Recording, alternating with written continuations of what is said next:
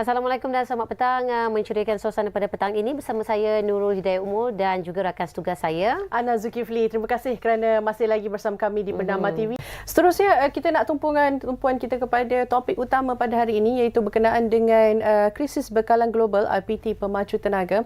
Tapi sedikit perkongsian berkenaan apa yang dapat dikaitkan dengan topik utama kita, iaitu Malaysia menyokong usaha ASEAN untuk memperkukuhkan keterjaminan tenaga serantau susulan ketidaktentuan geopolitik di Asia Barat yang berpotensi menjejaskan bekalan. Ini yang dikatakan oleh Timbalan Perdana Menteri Datuk Seri Fadilah Yusof. Beliau berkata perkara ini dibincangkan semasa mesyuarat khas Menteri-Menteri Tenaga ASEAN yang diadakan secara dalam talian pada hari ini dengan fokus terhadap implikasi situasi semasa di Asia Barat ke atas kestabilan tenaga di rantau ini. Dan beliau yang juga Menteri Palihan Tenaga dan Transformasi Air berkata Malaysia turut berkongsi beberapa langkah bersasar yang sedang dilaksanakan kerajaan untuk meningkatkan lagi kecekapan penggunaan tenaga. Antara langkah-langkah tersebut ialah rasionalisasi subsidi, pengenalan waktu bekerja fleksibel iaitu BDR, serta penggalakan amalan penjimatan tenaga dalam kalangan pengguna. Baik, untuk itu kita bersama dengan tetamu di talian Zoom iaitu Naib Chancellor Universiti Tenaga Nasional UTN Universiti Tenaga Nasional Profesor Insinyur Dr. Khairul Saleh Muhammad Sahari. Assalamualaikum Prof. Waalaikumsalam. Apa khabar? Baik, Nurul, Alhamdulillah. Baik. Prof, kalau kita dengar tadi kan berkenaan krisis bekalan tenaga global ini bukan sekadar cabaran, tetapi IPT perlu tampil sebagai solusi strategik negara. Krisis bekalan tenaga global ini kalau kita lihat dah semakin beruncing ya Prof. Sejauh mana sebenarnya ia memberi kesan langsung kepada Malaysia? Sebagai permulaan Prof. Okay, so sebenarnya orang memang masyarakat umum berkata kita adalah negara pengeluar minyak, ya. Tetapi kita juga bergantung kepada import minyak untuk kita dapat menangani atau memberikan minyak bekalan tenaga lah kepada rakyat Malaysia.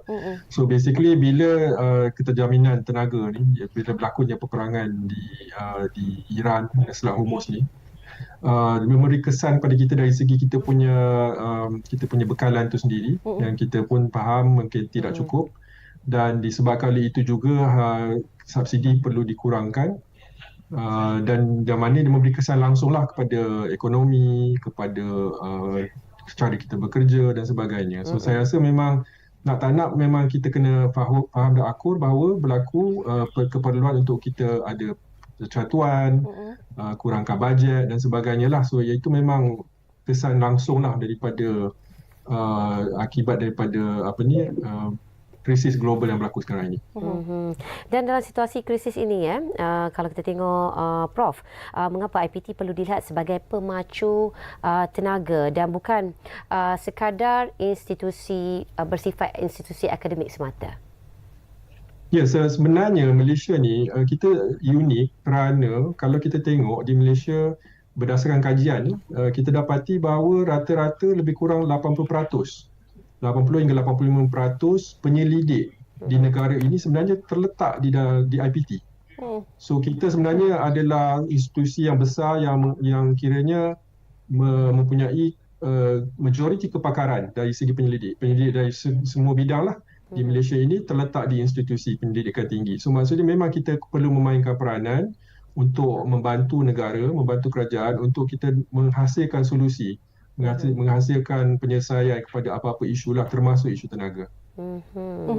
Hasilkan solusi dan Datuk Seri Fadilah juga ada menekankan kepentingan kerjasama erat antara negara anggota ASEAN ni melalui aspirasi Grid Tenaga ASEAN ataupun APG.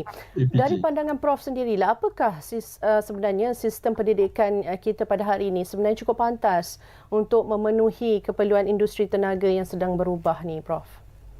Okey, so kalau kita tengok Malaysia ni, kita the main driver kita untuk tenaga ni, kita ada sasaran 2050 ya, iaitu kita sasarkan net carbon sifar ataupun net zero carbon emission by 2050.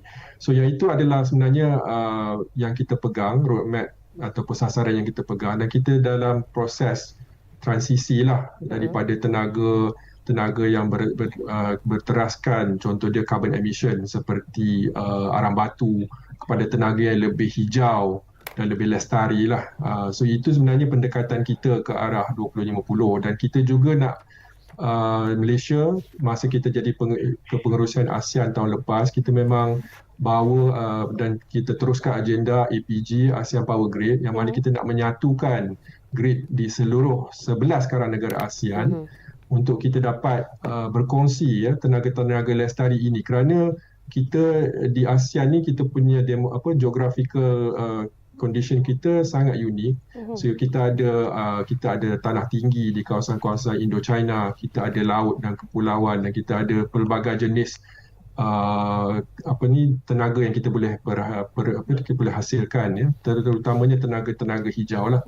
So bila kita ada ASEAN Power Grid ini, kita dapat memaksimumkan penghasilan tenaga hijau untuk kebaikan serantau.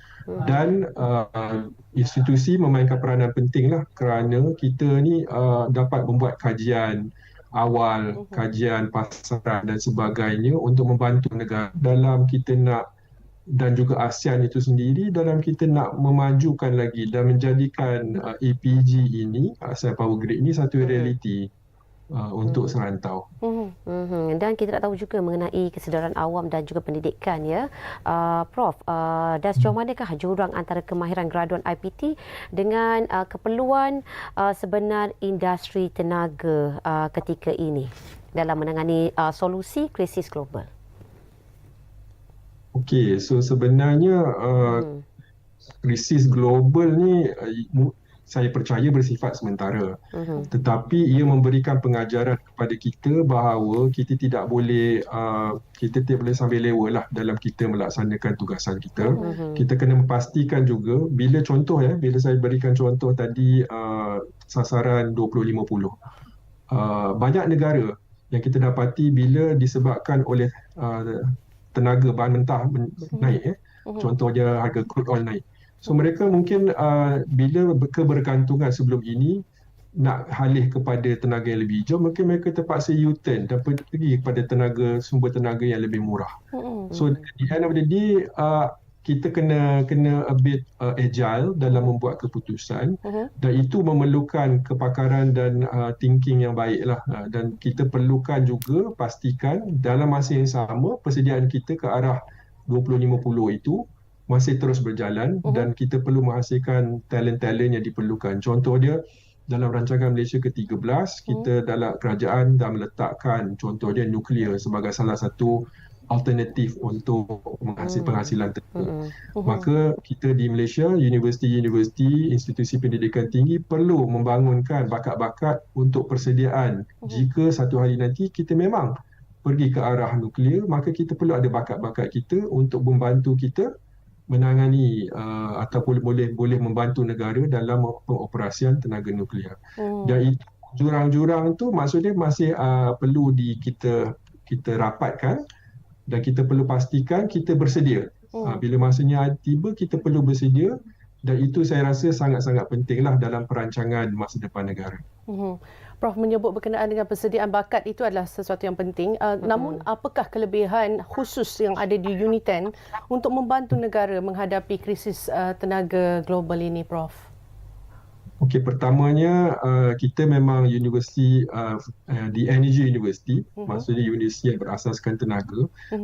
Program yang kami tawarkan pun semuanya adalah berkaitan ataupun tidak berkaitan secara langsung dengan tenaga. Yang kita tonjolkan kes-kes study, pendekatan di industri yang rapat sangat dengan universiti untuk memastikan bahawa program-program ini membantu industri tenaga. Pertama, kita juga seperti saya kata tadi, lebih kurang 80% daripada penyelidik berada di universiti. So maka kita pun ada satu pusat yang kita panggil di National Energy Centre, yang mana kita menghimpunkan institusi-institut penyelidikan di dalam universiti ini, termasuklah dalam berbagai bidang tenaga boleh diperbarui, termasuk juga polisi, kita tengok daripada angle informatik dan juga cyber security. Kita tengok juga daripada segi tenaga nuklear dan sebagainya. So saya rasa itu penting untuk kita, bila kita buat penyelidikan dalam bidang tenaga ini, kita dapat kongsikan semula dengan pelajar-pelajar yang belajar di Uniten. So saya rasa itu adalah competitive edge kami lah sebagai universiti tenaga. Itu dia. Menarik. Dan kita nak tahu juga ya, Prof, ketika ini banyak solusi yang telah banyak kajian dilakukan di universiti ketika ini pastinya. Tetapi sejauh mana ianya benar-benar diterjemahkan kepada solusi industri. Kerana kita sedia maklum ya, untuk peralihan tenaga memakan satu kos yang begitu tinggi sekali. Betul.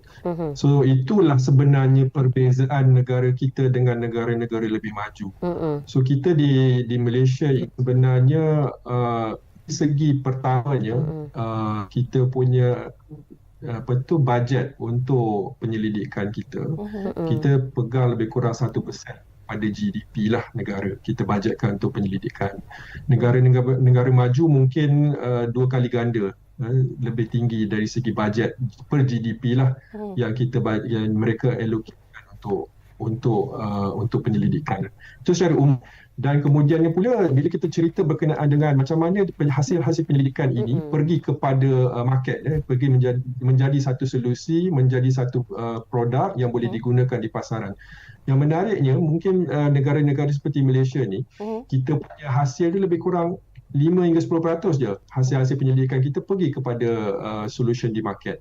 Padahal negara-negara maju mungkin boleh mencapai up to 60%, 60% daripada hasil penyelidikan pergi ke commercialization dan sebagainya. So yang itu kita perlu rapatkan jurang, kita perlu pastikan topik-topik yang kita laksanakan, yang kita jalankan kajian ini betul memberi impak kepada industri dan kepada masyarakat. Maksudnya dari segi penyelidik, sebab macam saya katakan tadi, kita ramai penyelidik, kita berada di institusi pendidikan tinggi, di universiti. So maksudnya penyelidik kita perlu bercakap dengan lebih rapat dan erat dan juga kerap dengan pemain-pemain industri dan juga kepada masyarakat. Baru kita boleh memastikan bahawa jurang yang saya cakapkan tadi itu betul-betul dapat dirapatkan dan kita dapat betul-betul menghasilkan impak yang tinggi lah daripada penyelidikan yang kita buat.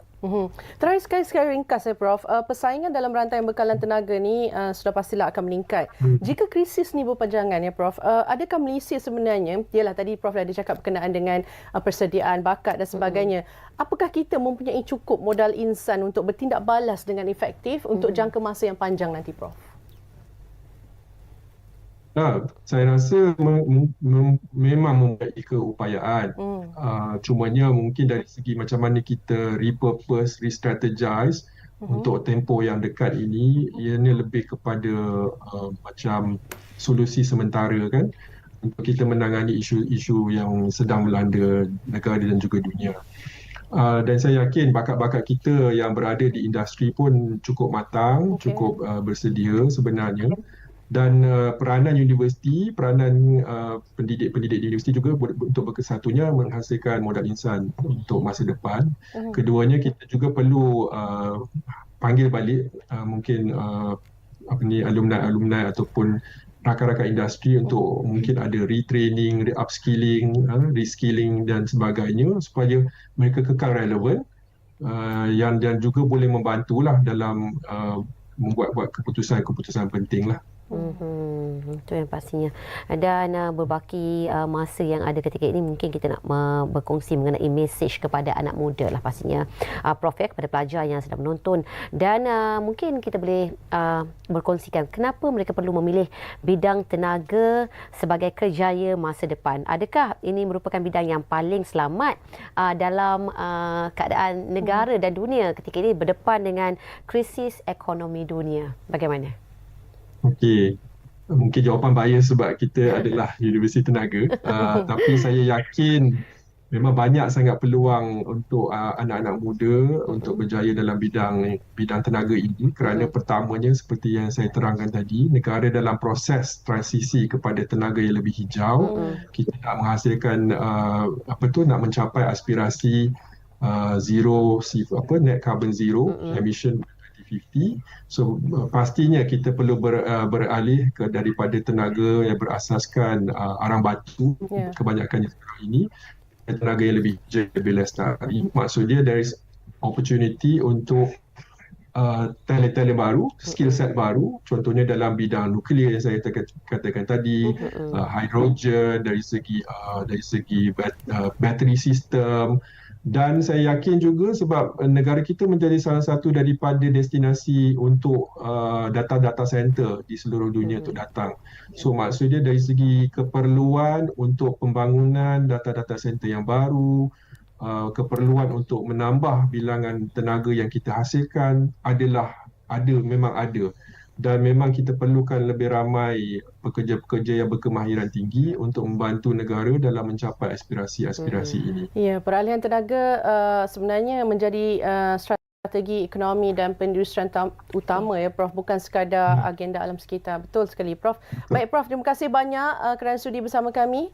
Terima kasih Nurul, terima kasih Ana. Baik, itu dia Dr. Khairul Saleh Muhammad Sahari, iaitu Naib Chancellor Universiti Tenaga Nasional UNITEN, dengan tajuk kita hari ini Krisis Bekalan Global IPT Pemacu Tenaga. Ini sahaja masa yang kita ada. Betul. Ya, Nurul, itu sajalah yang dapat kita bawakan dalam Malaysia Petang ini. Kalau nak lebih banyak lagi input dan perkongsian, anda terus bersama kami di Bernama TV. Saya Ana Zulkifli. Saya Nurul Umul. Assalamualaikum, warahmatullahi wabarakatuh dan sehingga jumpa lagi.